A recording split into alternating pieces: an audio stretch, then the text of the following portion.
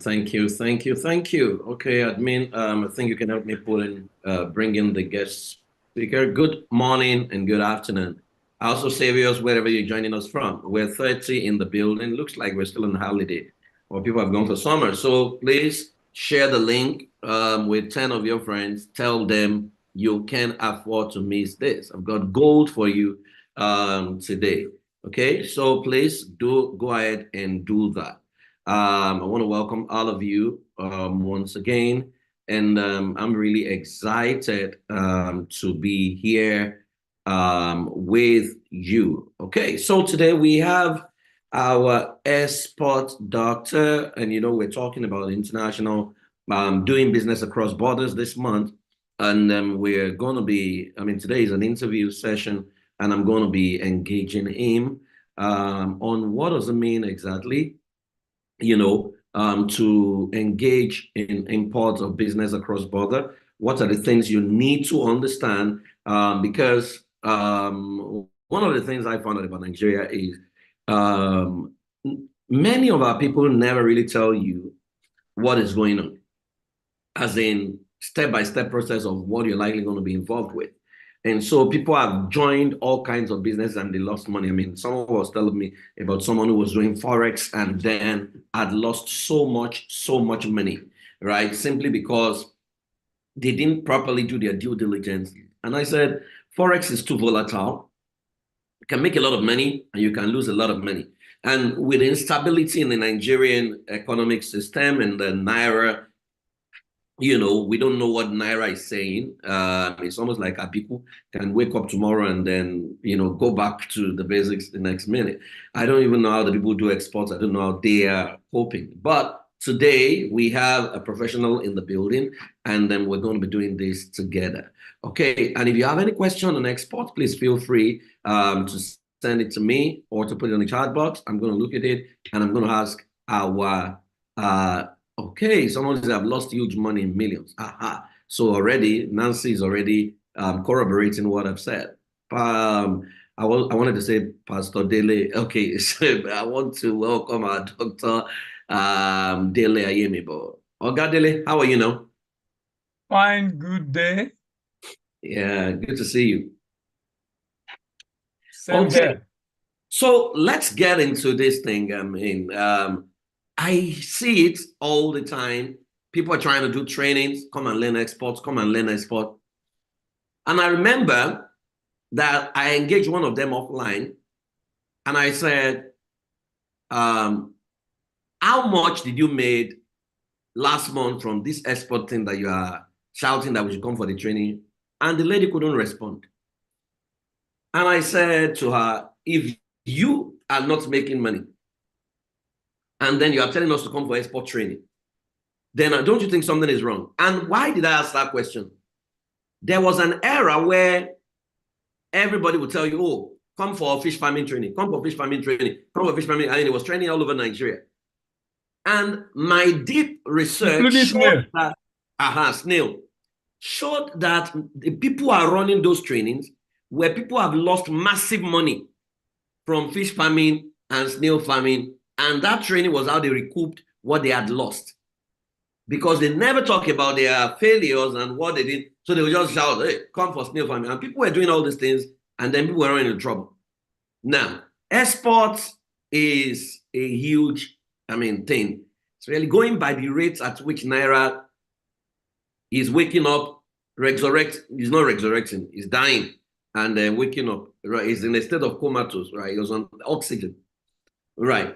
And so exports should naturally look like, oh, wow, this is something we should do to earn some good money. Nancy, be like say your eye don't see.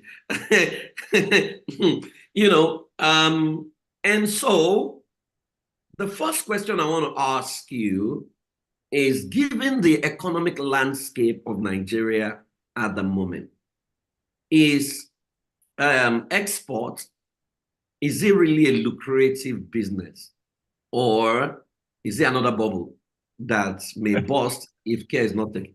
That's where I'm going to start from. Okay, export has been with us as mankind from time immemorial. So, and it will continue. It's not just because no nation is self-sufficient. So one way or the other, we need to trade. So it's not just like any other business. It's something that will always remain with us, and nation must do, not just for an individual, even for the nation to survive. Nigeria, for example, the reason we're having issue with FX is because we're not generating enough FX, and we are spending a lot of FX because a number of our crude oil is swapped. So we're really not selling, even though our production has increased, we're not selling and earning as much as we should. So it's not like any other business. It's not, and I won't talk about bubble in the sense that there are different areas. So what individual need to now look at is, okay, where is my strength? Where am I going to choose to play? So I can decide, okay, I want to do minerals if I'm a solid mineral person, or I'm into manufacturing, I want to do manufacturing, or I want to do recycling, or I want to do raw commodity. Now, the most common one that people hear about is commodities: cocoa, cashew, ginger, gum arabic, and the like. And a number of people have lost money. Most of the time, that's where the issue happened, because it's commodity, the price is volatile, the margin is very thin, and the risk is higher because of the quality issue. Since it's coming from the farm, any issue with post-harvest handling can eventually make people to lose money. So people are making money in export. I export myself to the UK, and I make money from export. And a lot of people, I've been monitoring export data in Nigeria since 2006, when I was in the bank. 2006 till last year. There are people that have been in the business for that long. Of course, a lot of people have come in and go out, just like any other business. You just need some understanding, because it's international trade, it's knowledge intensive. You are trading across borders. So you're not just knowing things about your country, you also need to know things about the country where you're shipping to. Those are the things people need to put in place and have a good understanding of before they start. And then, of course, they can minimize their error rate as much as possible.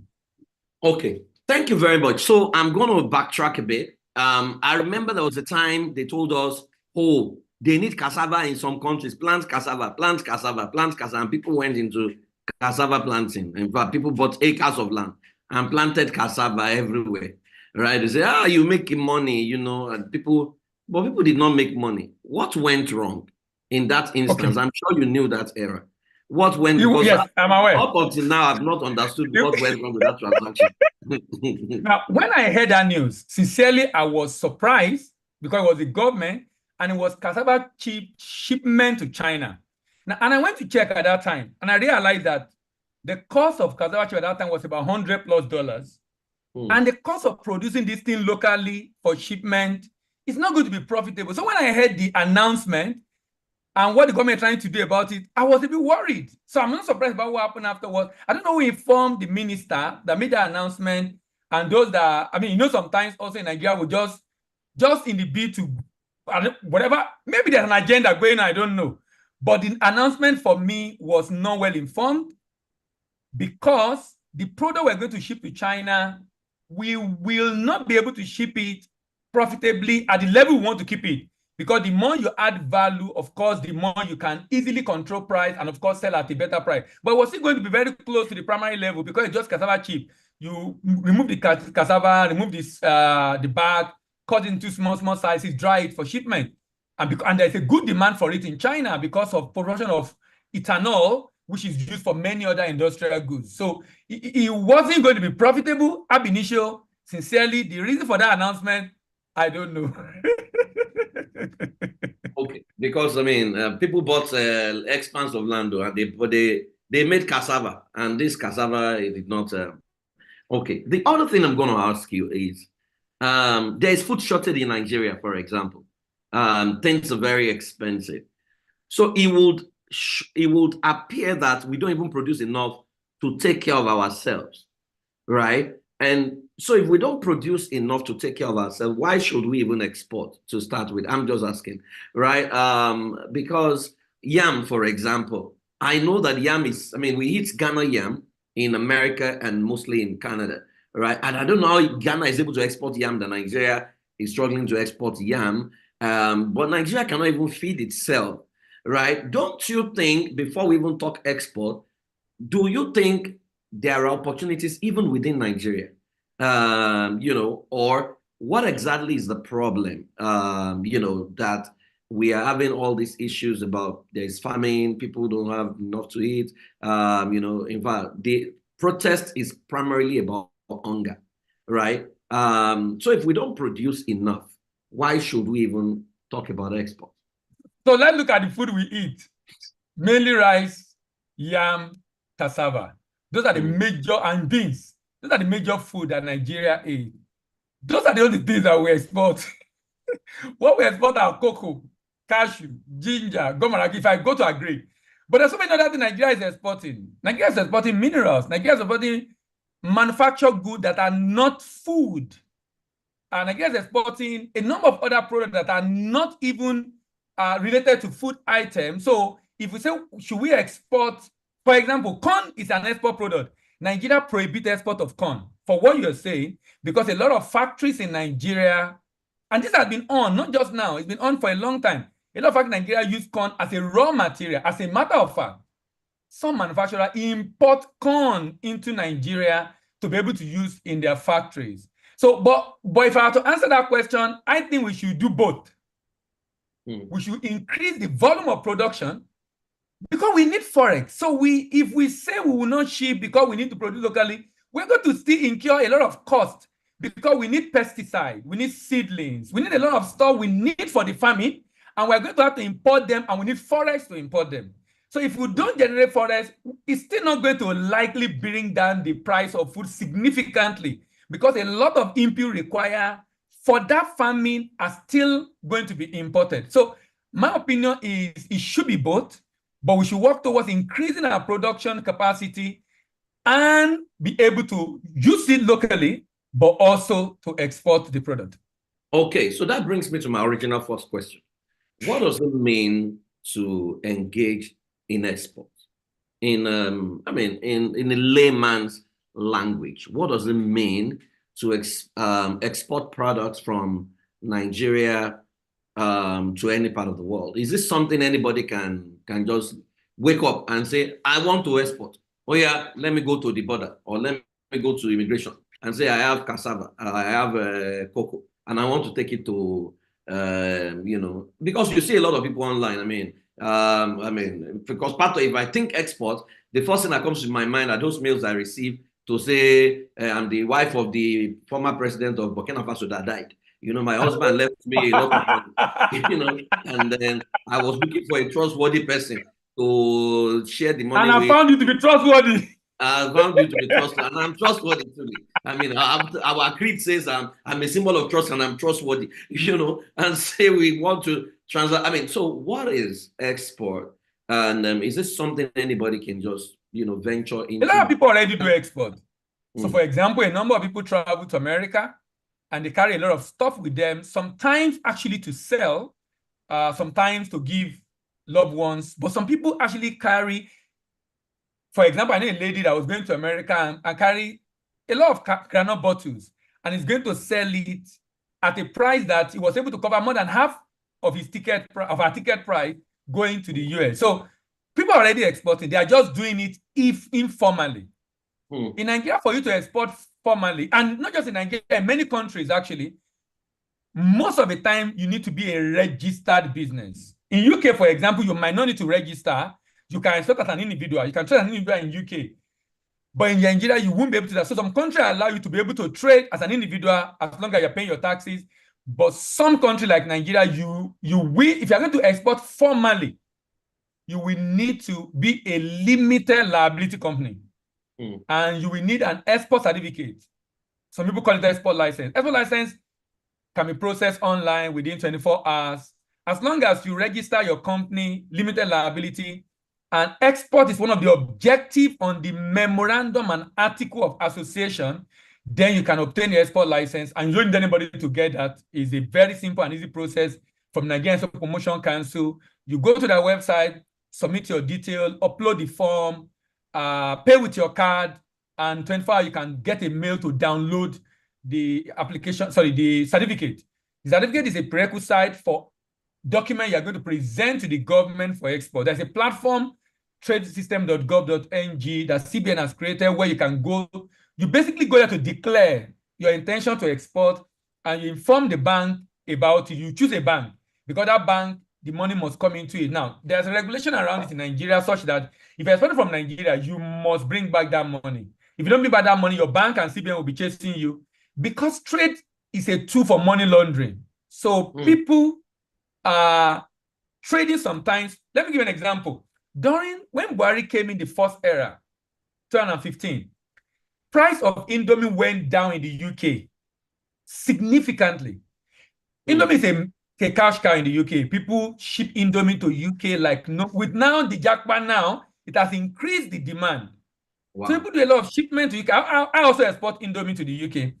Now at that time, the price dropped because people were willing to ship at almost cost price, even lower. They were moving their money out of Nigeria because they didn't know what Buhari would do. And that time we're hearing about boy lange, such that the price of Indomie crashed in the UK, 2015, 2016, and 2017. Because someone has stolen money, he can go and buy product and ship it. And he will do it without declaration. Now, that has stopped because declaration now is not compulsory. And there's a process to it. CBN is involved, custom and different agency. Unless the person is shipping by road, like the yam you talk about, some people ship yam by road to Ghana, ship it out of Ghana, because Nigeria is having issue with the way some of the yam we have exported, which is generally perishables, are at issues. And so some countries are not okay with yam from Nigeria. Canada will not even take yam from Nigeria, but they will take it from Ghana. Same for US. So Nigeria is the largest producer of yam, but Ghana is one of the largest exporters of yam in the world, because they've gotten their ass right, particularly with perishable. If you are shipping perishable by air, you are okay in Nigeria. But if you ship by sea, you need to know what you're doing to be able to minimize your error rate and the good getting spoiled as much as possible. Wow. Now you have opened a whole lot of things from what you have said. Nigeria is the largest producer of yam, but Ghana is the largest exporter of yam. That is not sitting right in my brain. All right. And so it looks like if I have yam, it pays me to take it to Ghana. Right. And now when you talk about price of Indomie crashed. Now, so let's take that as an hypothetical case. So let's assume someone is moving money, like we know how they do it, and is using Indomie to move money. Right. And me, I'm not moving money. I'm just doing my business.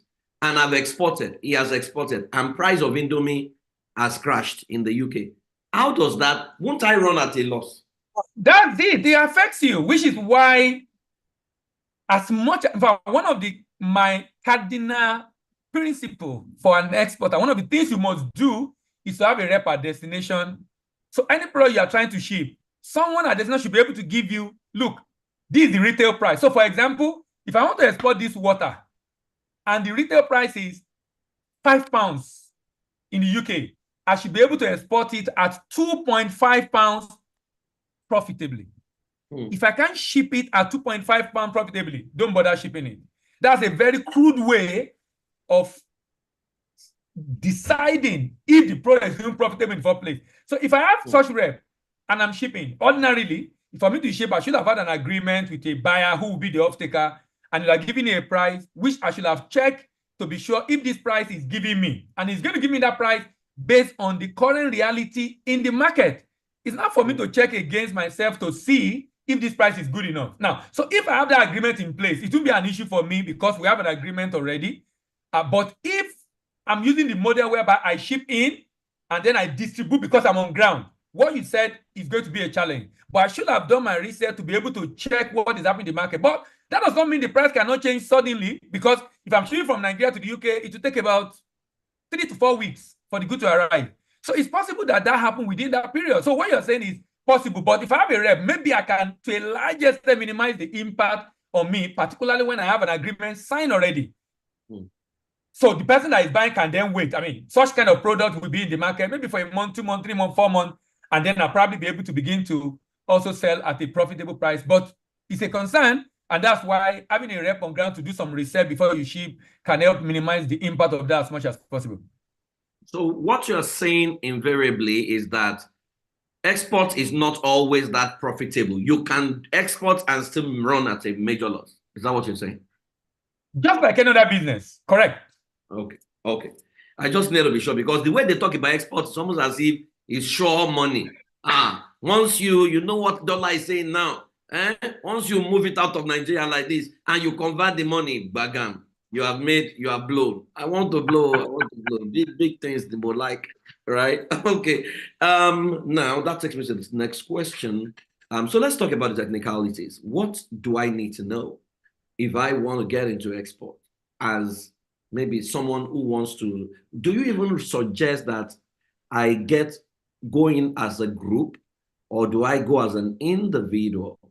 No, let me before I ask that question, you touch on something that people can actually move goods while they're traveling. I'm aware, and there have been cases of people who carry books abroad. Let's say faith-based people, and then what they say at the, where's my guest? I can hear you, please, on my monitor. I don't know what happened, but I can hear you. Go ahead, please. Admin, please, can you help me get my guest back on the? I can hear you. Okay, good. Now, so I've heard people say things like, get to the border and they're carrying, let's say, 2,000, 3,000 books. And they ask them, oh, what are you doing this? And they say, oh, it's for free distribution. That's what they say at the customs. Then they eventually get to America and UK and they sell them, right? And we see a lot of that.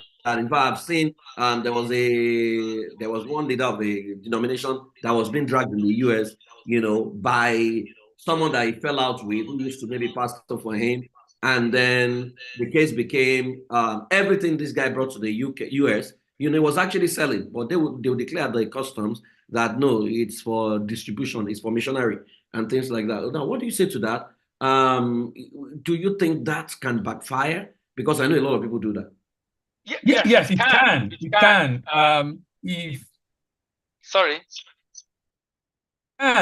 It can actually.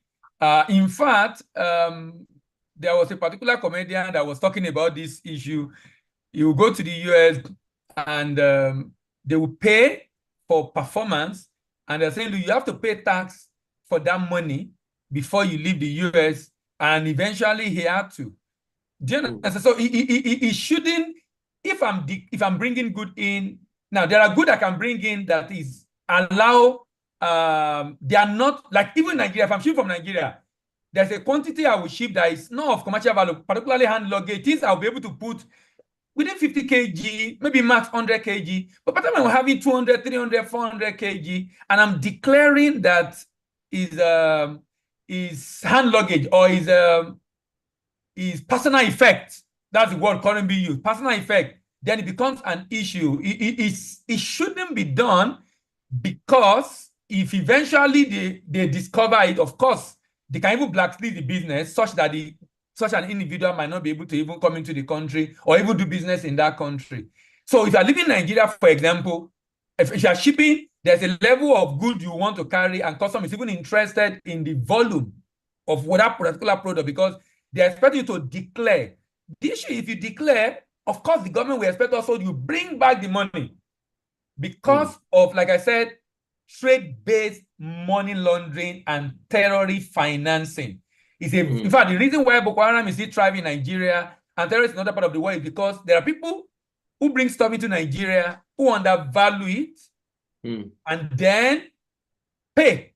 Maybe they bring in good worth $10 million, pay $2 million, and the good is going to be so in Nigeria and provide funding to pay the salaries of the fighters of ISWAP and Boko Haram and the like. So trade is big. So many things can be hidden into it. So countries are very, very conscious of that issue, which is why even if you are going to import as an individual in the UK, which is allowed, you still have to declare it and you need to be a taxpayer. Okay, thank you very much. Okay, so that comes to my question. What are the processes that someone who wants to go into export needs to be aware of? What are the things I need to know? What are the things I might need to do? Let's say I'm planning to start exporting Gary, which is a major especially the Jebu Gari in America. I mean, I have a place I buy it from Guinean people from Equatorial Guinea and Ghanaians, right? I buy Jebu Gari from them. I don't know how they make it, you know. So let's say I want to start a business. What are the basic things I need to know? I mean, so before let's say, yeah. Okay, let's say I'm not a producer. I can be, because I export Gary also to the UK. All the products I export, I don't produce them because I don't need to be producer. I can actually get someone to produce for me in my brand.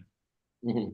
So I know someone, let's say in Ijebu or in Lagos, wherever it is, who can produce that Gary for me in my own brand, or even in his or her own brand. The Gary must have NAFDAC. That's a very important prerequisite for any food item. Even NAFDAC is even talking about the fact that commodity needs to be certified now because of some rejection of Nigerian commodity. So it's important. In fact, for me, even though US FDA in the US, clear of NAFDAC, does not recognize NAFDAC, but it's a requirement in Nigeria, and it's a way of you as an individual, even knowing.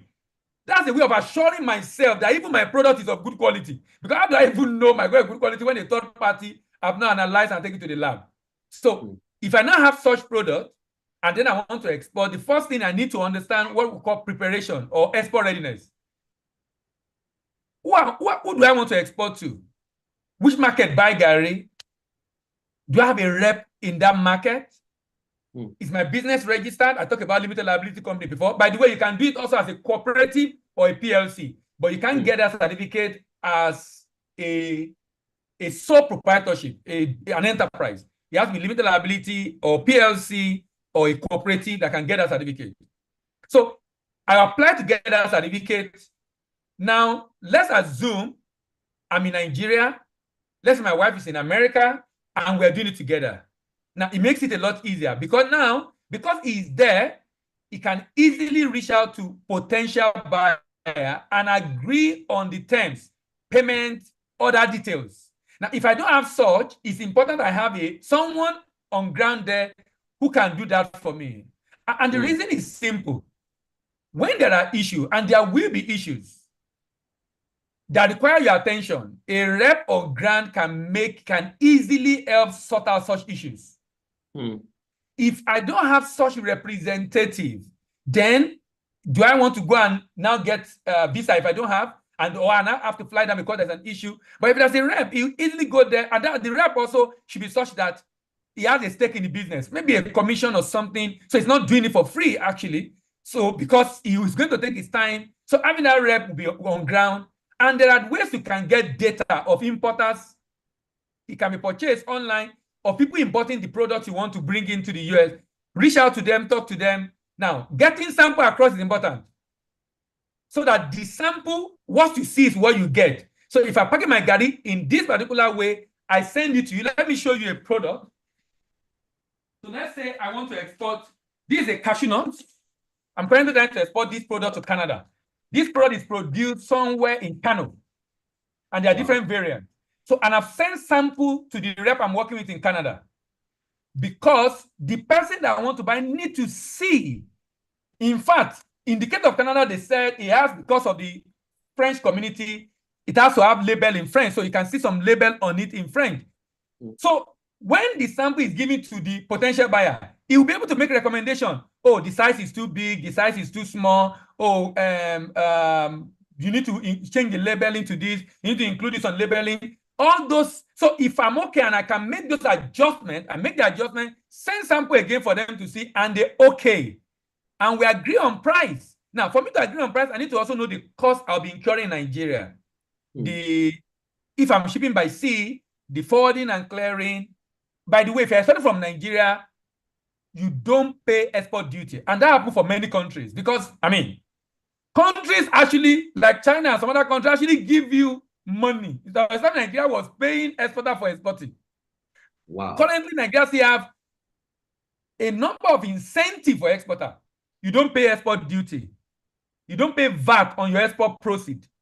You don't pay company income tax on your profit. These are Babangida law. Wow. SAP. And they have renewed over time The idea is, and they still have export expansion grant.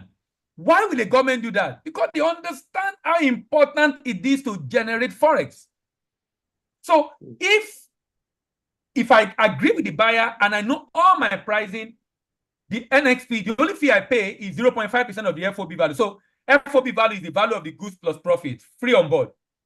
So if I'm exporting good worth $10,000, the only fee I'll pay the government is 0.5% of $10,000. That's what I'm going to pay to the government. And it's actually a supervision fee because government engage a private organization to do inspection of that product before it can be shipped. So I've been able to get a buyer by virtue of either with my family, friends, or I engage a rep that I was able to get it. I sent sample, and we have signed the agreement. Then I can go ahead and apply that I want to export. By this time, I've signed the contract. I know the quantity I need to ship. I know my price. I understand the other documentation because international trade involves a bit of documentation. So, for example, I will fill a form called NXP, Nigeria Export Proceed Form. NXP. Now, that's a declaration form. I'll pay 8,000 naira to the bank for that. I fill that form, attach an invoice, a pro forma invoice. I attach the export certificate I got from the Nigerian Promotion Council, and then I submit online, engage a clearing agent who will engage with the government agency at the port to do all the port activity. That will come in some money also. Immediately I clear through custom. This can be done now in Nigeria. It can be done within a week. I'm talking practically because I do it for UK shipment. It can be done in Apapa in Lagos. It can be done within a week. And with the road on Tinkan being done, if we are going through Tinkan, I'm sure we can do it within a week or two. By this time also, my agent that I'm engaging will have booked a space for me on the shipping, on the vessel, so that when the good the vessel arrive, the good can be loaded on the container and shipped. Now, while the good is in transit, the document required for the buyer to clear, typically a transport document. If I'm shipping by air, it will be an airway bill. If I'm shipping by sea, it will be bill of lading.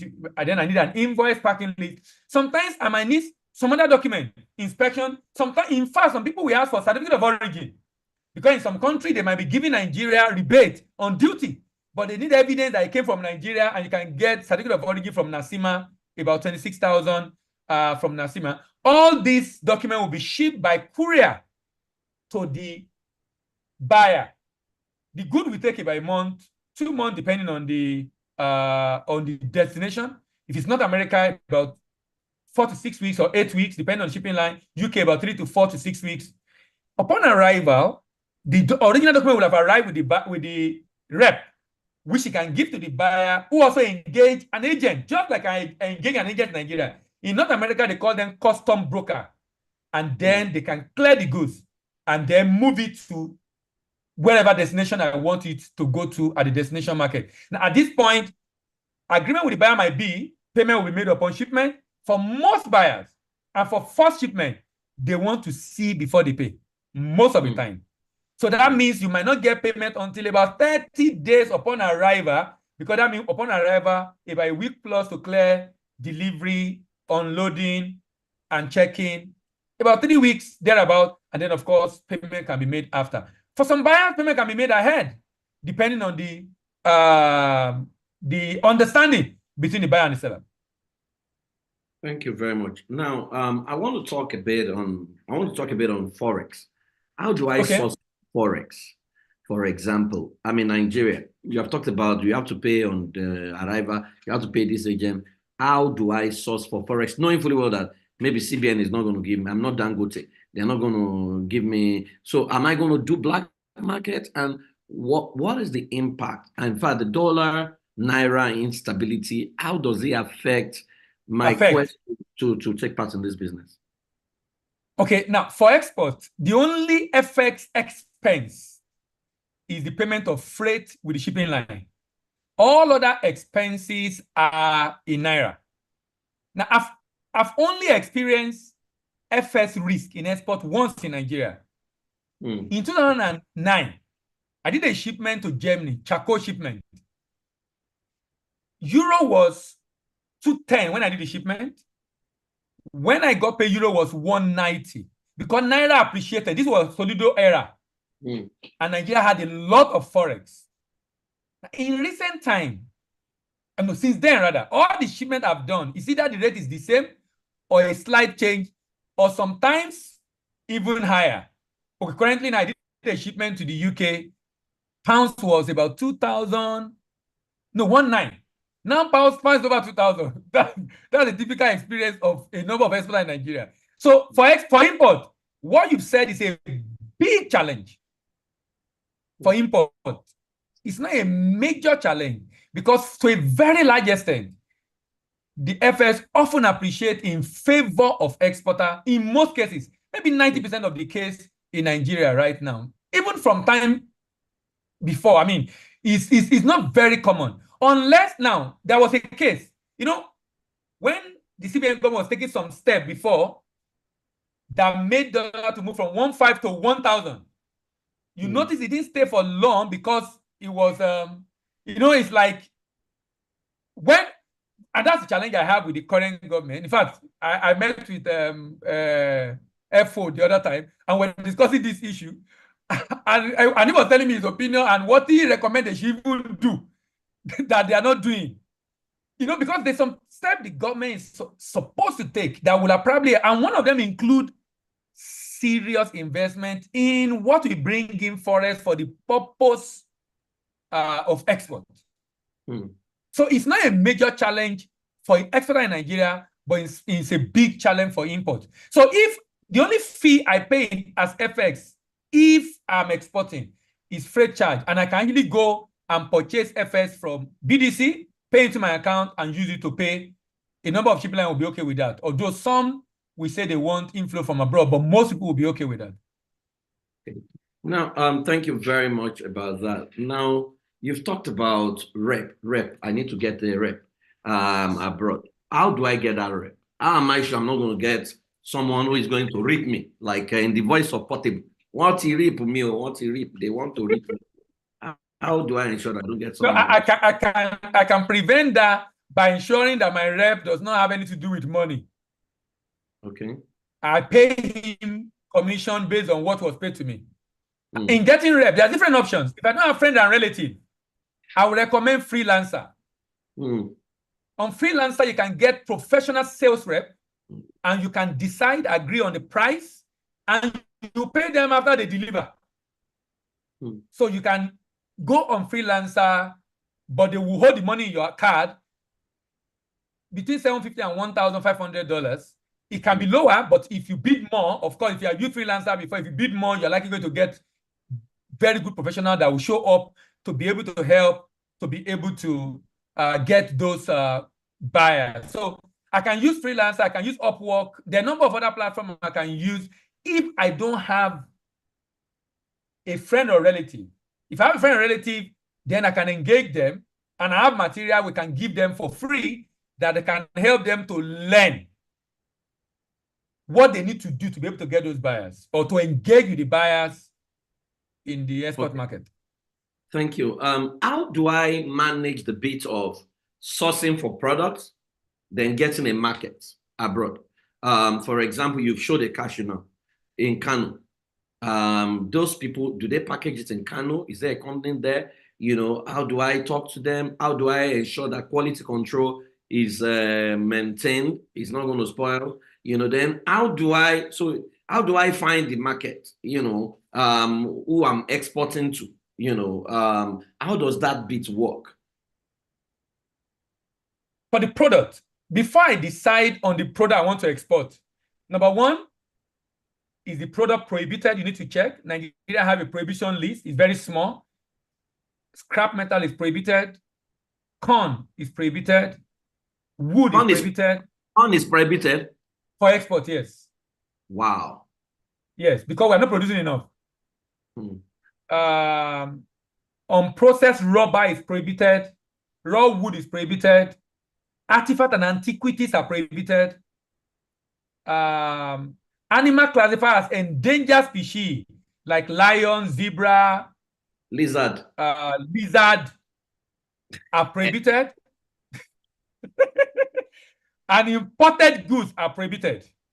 Now, those are the prohibited, are very few. So all of that products in Nigeria are allowed for export. So prohibition list. Then we have potential market. The product I'm looking at, if I've decided, for example, if let's say I'm in UK or America, I should have seen the product, so I know like there's a market for this. Now, there's a website I would recommend you can visit to know what is the demand of a product in a particular country. It's called trademap.org. Trade is a World Bank project by ITC. Trade map, map.org. Now, trade map, and you can get a video on YouTube on how to navigate the website. Trade map give you free data on different export markets around the world for different products. Now, for some products, you might need to know their code. Every product have a unique code called HS code. So you might need to go and check on Google what is the HS code for cassava flakes, otherwise called Gary. What is the HS code for cashew nut? So you can get this. So when you're searching, you can search with HS code. It will help you to refine your search. So that means maybe know, okay, there's a potential market. Then maybe I'm in America, I know there are purchasers already. Now, producer, very important point you raise. That's actually, getting buyer is not as difficult as the producer. Okay, I has dropped the trade map. It's not as bad as producer. The producer is actually the most important. To be able to ensure that, to be able to minimize quality issue producer, the minimum should be that they have NAFDAC. Now, if it's food, they can also do HACCP.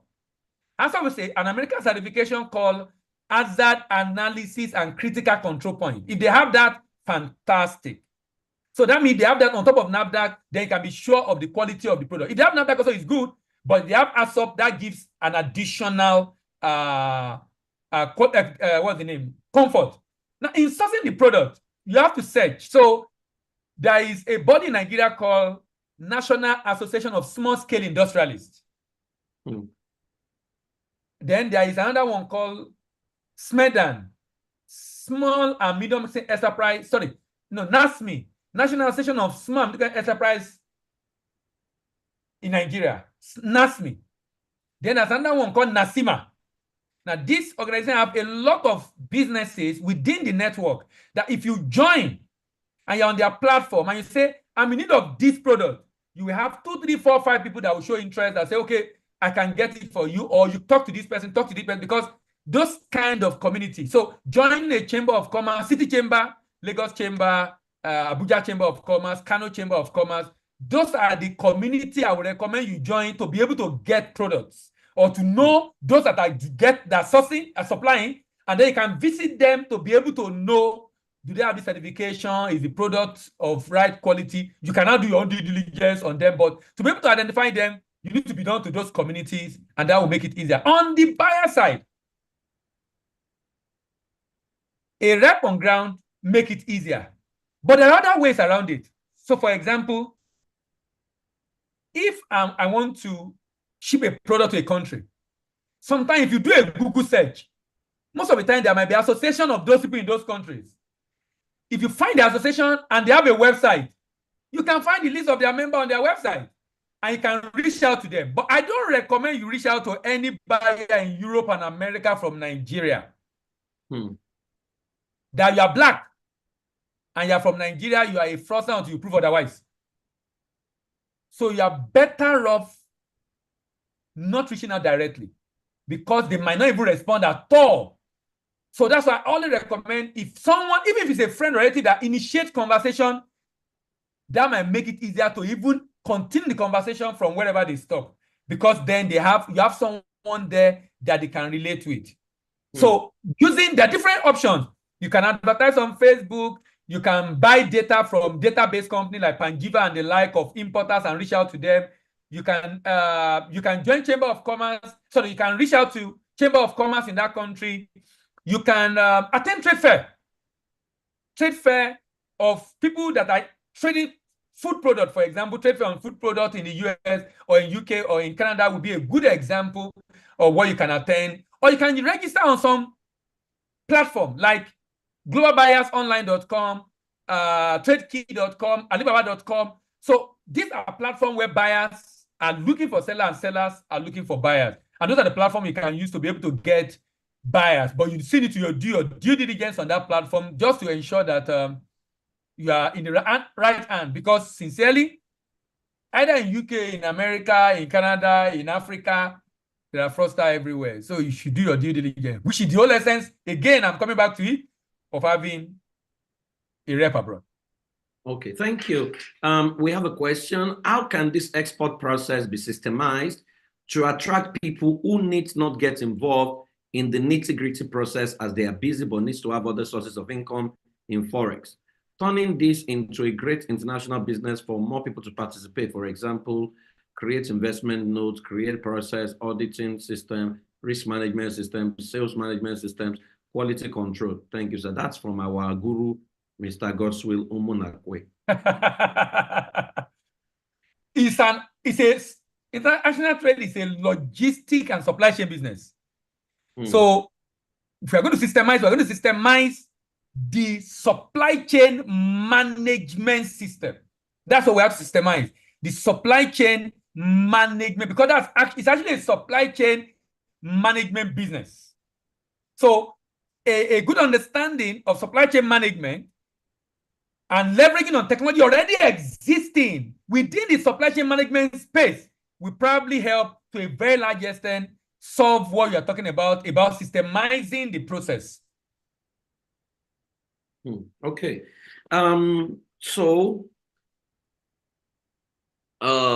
Supply chain. So do we need to have a supply chain expert or what? I'm talking about for a start, that might not be extremely necessary. That becomes necessary when the volume is growing, and then of course that can be put in place. There is a supplier or a producer, and there's the business who is a trader who plug into the supplier, and then have an operation person managing the process, and then plug into a buyer abroad. So I have a supplier, maybe 2 or 3 suppliers, but there must be an operation person who will handle the documentation and the process. Government have automated a good part of this document.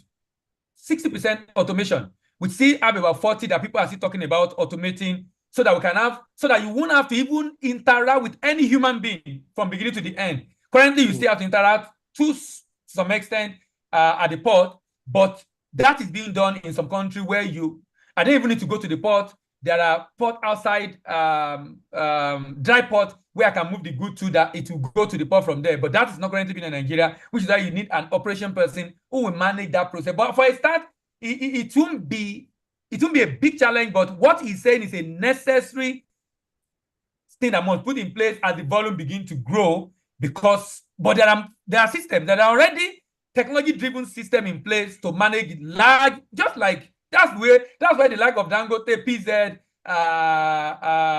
Boa Sugar, and the like. I mean, big giant organizations that are doing a lot of trade in Nigeria are able to manage their processes. So there are systems already in place, but there are nothing I think will be required when the volume is small, but as volume will grow, because that's actually even necessary to sustain that volume.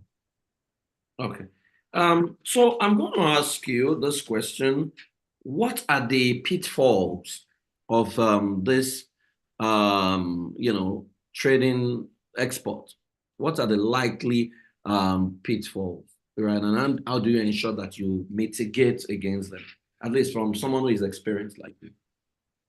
There are 3 major, for international trade generally, there are 3 major areas of concern. You've mentioned one of them, currency risk, which apply a lot to import in the case of Nigeria than export. The other part are country risk and commercial risk. The country risk are, if I'm shipping to Venezuela, I'm shipping to Ukraine, I'm shipping to countries that have economic or political issue or war, then I can still ship. I need to now ask myself, what do I need to do to mitigate the risk of Venezuela or Ukraine? And there are trade finance instruments I can use to mitigate that risk. Now, the other one is commercial risk, which is the risk on the part of the exporter being able to get the right quality. Now, some of the questions you asked before now, speak to those commercial risks, because I need to know the product. I need to be sure of the quality. So, for example, let me come back to Gari. If I'm going to export Gari, I can't put Gari in a regular sack. It has to be in a sack that is laminated because of moisture touching it on the outside. For agro commodity in its entirety, moisture is a big challenge. From cocoa to cashew to ginger to gum arabic, even finished product is a big challenge. In fact, a product like this, it must not have pores. Some products like this have pores. You won't see there are tiny micropores that are necessary for some product, but for a product like this, and you notice it's completely opaque. Now you see, notice this place is open, so you can see what is inside. This is opaque because the more exposure to air, light rays, the higher the rate of deterioration, particularly if it's an oil product. For example, plantain chips or any oil product, oxidation sets in and that can make deteriorate. So it's important to ensure the right packaging is done. If the product is packaged correctly, having ensured post-harvest handling is good, then we can minimize the impact, which is the commercial risk, which is quality issues, which is why I recommend for a starter, avoid commodities, focus on value-added goods that is well packaged, and there's a quality control in the process of manufacturing it. So you can minimize commercial risk. The other part of commercial risk is the payment risk. That's why I recommend having a rep. That's exactly why I recommend a rep. If I don't have, now I can use trade instruments like letter of credit, guarantee, standby. The challenge is if I'm a starter and I'm dealing with a buyer and the volume is not large, some buyer will not give you an LC. In fact, some buyer will tell you, if I give you instrument you don't ship, I will have lost money. So why should I give you that? Unless we now say, okay, let me give you a performance guarantee, then you give me an LC, then we can both minimize our risk. But some buyer will not want to do that. And that's why a rep on ground can help to a very large extent minimize that risk. Wow, thank you very much. You have really done justice to this. I don't know if anybody has a question, but when do you think is the right time if I want to start this business? Is this season now? So for example, December is coming. Do sales go down that period? Or maybe there is a freezing on the sea, I'm just thinking like a layman, right? When do you think can I start tomorrow? Yeah. It depends. So for example, I sell ogi, pap, dry pap. I ship it to the UK. We sell more during winter. So now we are shipping now because summer will soon be coming to an end and winter will come in. People buy at other times, but the volume, the demand is higher at that time. Now, if I'm doing commodity in Nigeria, dry season is the time. During rainy season, people are planting. So from August, September, October, November, December, January, February, March, that's the time and if you check Nigerian export data, that's also when you see the volume by NBS results showing increase in the volume. Q3, Q4, sometimes Q1, you see a lot of increase in the volume of export because the price season. If you are doing solid minerals, it's also better during dry season because during rainy season, the mines are flooded. So people do a lot. So a lot of activity happen from this period for both agro, commodity, and solid minerals. But for manufactured goods, anytime, as long as there is demand, anytime. But there are more demand at some point. For example, like I said, a product like pap, which is competing with, which a lot of people take because they need to feel warm, it's competing against coffee. So coffee is competing against it because people also take coffee for the same reason. But apart from that, most of the time, finished goods can be shipped at any time. But for commodities, because of the time production happen, even though demand is year-round, but production is within a particular period and harvest a particular period, and that affects the time you can do the shipment. I mean, the way you talked about this, and I respect your expertise on this. It sounds so doable, but I'm wondering, so why? It's doable, it's challenging, and I won't deny that fact. But I've been in this for almost 2 decades, so it should be. It's not what I do, so maybe that's why my sound is doable because I do it. I know it does require having some understanding of the process and a little bit of hand-holding, working with someone who is open and be able to let people know what you need to avoid and what you need to do. You will handhold us and we will come back and share testimony. I don't have any problem with that. That we have exported our first Gario. Okay. we're going to do that. You know, and as you were talking, I was having a conversation with Goswill, because I mean, on the cooperative side of things, there's what we can do. Even in the diaspora here, for those of us in the US, I mean, we have Black Vault, you know, which we are thinking of hedging our retirement against. You know, we thought about real estate and all, but I mean, this looks like something else that we can act as technical partners, and you know, because if this is doable and it's regulated, that's the thing I love about it, right? It's regulated. You have talked about processes, certifications you need to get, you know, so it's not as you know, your goods are lost in transit and things like that. All right. So thank you very much. Any question from the floor before I release our expert doctor? And this one is one of our own. We are proud of him. He's a savior. Eh? Okay. Looks like there is no question from the floor. There's a question. Anybody with a question you want to ask, you can raise your hand. Or he said, I'm interested in exporting palm oil to Australia. Oh, okay. It must have sent it privately. We can help. That's not a problem at all. Okay. If you already have the product and you have a destination, you have solved most of the problem. So it shouldn't be an issue.